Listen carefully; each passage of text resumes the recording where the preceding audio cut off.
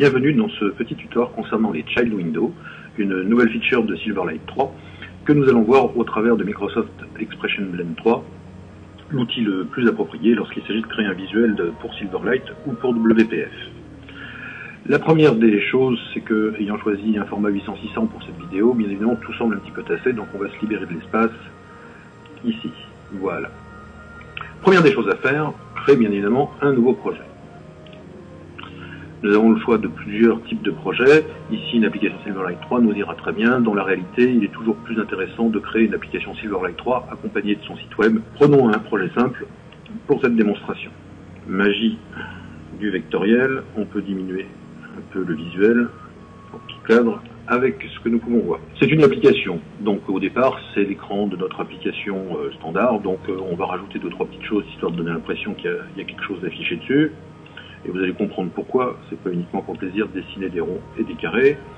Nous allons avoir un bouton qui nous permettra de lancer l'affichage de la Child Window, et nous allons même avoir, ici, un texte bloc qui nous permettra d'afficher le résultat de l'appel à cette Child Window. Mettons un petit peu de couleur dans toutes ces choses. Ici, une petite pastille rouge, et ici, un petit carré bleu. Voilà. Ici, nous avons la base, ce qui ressemblerait à notre application par défaut. Ici, ça sera le TXT Result. Ce bouton sera le BTN Dialogue. Et voici. Maintenant, comment faire pour avoir justement une Child Window? Eh bien, nous commençons par notre projet, clic droit, et nous allons ajouter un nouvel item. Parmi tout ce qui nous est proposé, voici la Child Window. Laissons son nom par défaut, et voilà à quoi ressemble une Child Window. Un titre, avec une petite barre de titre, une croix pour fermer, et par défaut, le template qui nous est offert contient 2 boutons OK et Cancel, dont, si nous allons regarder le code qui est derrière, la programmation est déjà effectuée et elle consiste tout simplement à basculer à True ou à False le dialogue Result. Si nous faisons les choses au plus simple, nous venons juste d'ajouter cette Child Window, on pourrait très bien la personnaliser un tout petit peu avec un cercle, mais bon, puisque j'ai ici le text bloc, ne nous gênons pas. Ici, application de démonstration. Voilà. Maintenant, comment faire pour activer cette fenêtre? Revenons à notre page principale. Nous avons ici notre bouton Prenons ses propriétés, les événements, le clic. Et ici, qu'est-ce que nous allons faire? Nous allons créer une instance de la Child Window. Alors, c'est très simple. Blend 3 contient IntelliSense, ce qui n'était pas le cas avant. Et nous allons pouvoir créer une instance de Child Window 1 et tout simplement appeler la méthode show pour l'invoquer. F5 pour lancer l'application.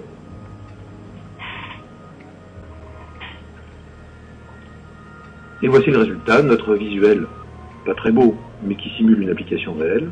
Le bouton, je clique dessus, et voici la fenêtre qui s'affiche. On remarque qu'elle est légèrement floutée sur les bords.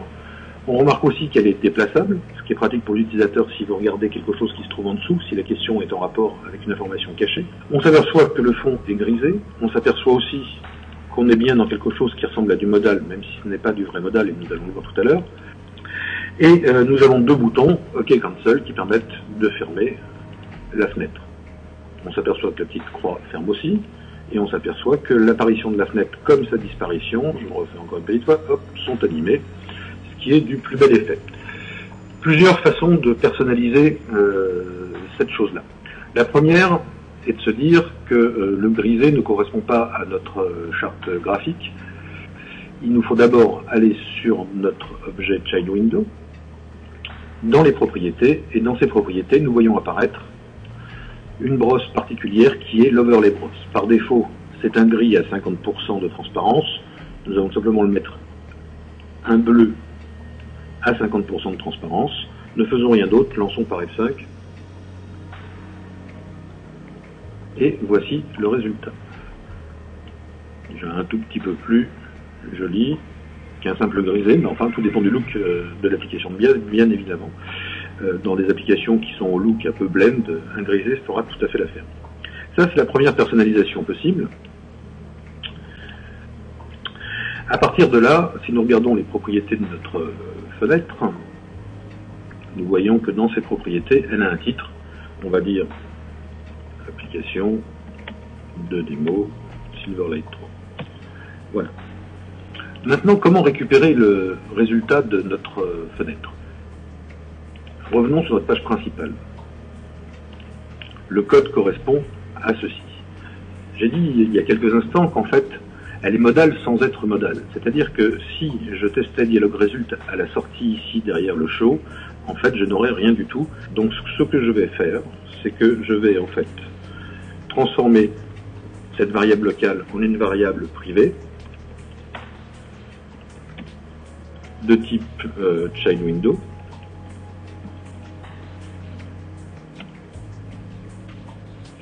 Et maintenant, j'enlève le mot-clé var ici. Avant de faire le show, je vais dire que je détourne son événement closed.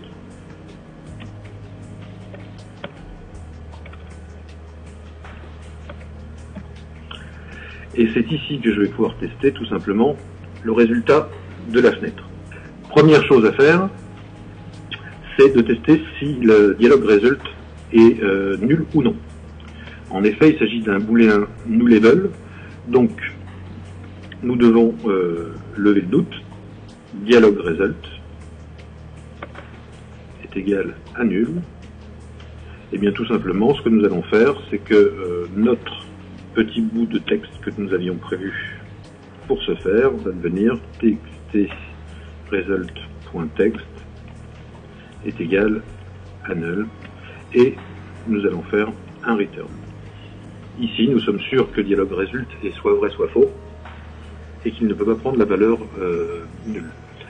Donc, il ne reste plus qu'à tester et afficher le résultat dans le cas le plus simple.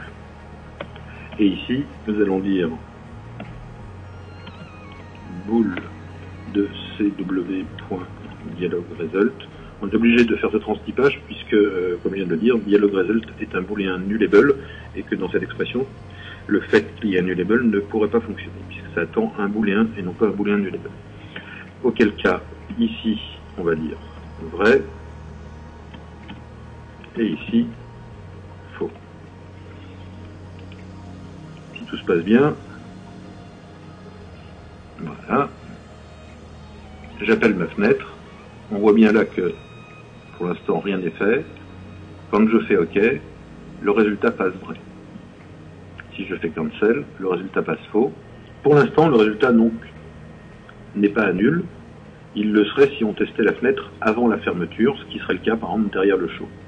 Par exemple, si je transporte ce code et que je viens de le mettre là, nous allons voir immédiatement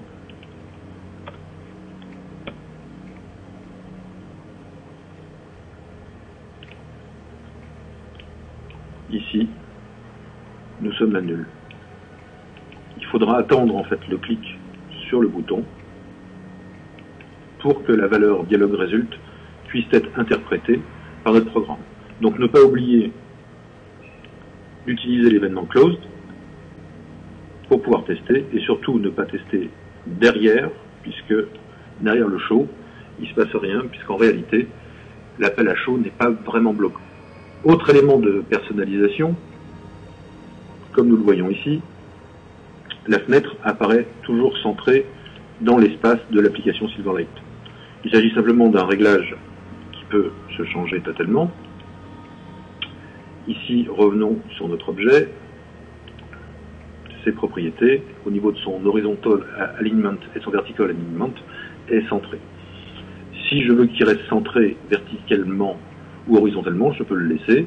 Ici, je vais dire que je veux qu'il soit sur le top. Je pourrais fixer les margins directement par le biais des propriétés.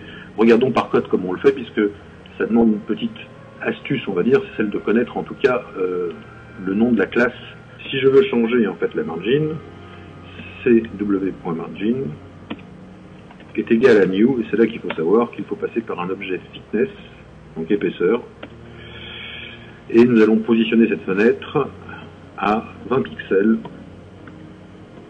au sommet sans changer les autres paramètres.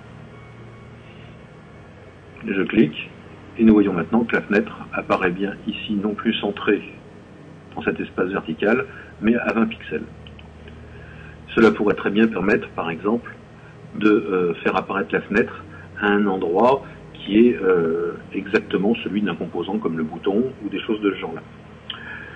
Si je veux revenir à l'affichage précédent, il suffit simplement que je repasse ici à Center le vertical alignement. Dans ce cas-là, la margin que j'ai mise s'ajoutera à cet espacement vertical. On voit que j'ai un tout petit peu plus ici qu'ici. Et pour annuler totalement ce comportement, bien évidemment, il faudrait que j'enlève la margin.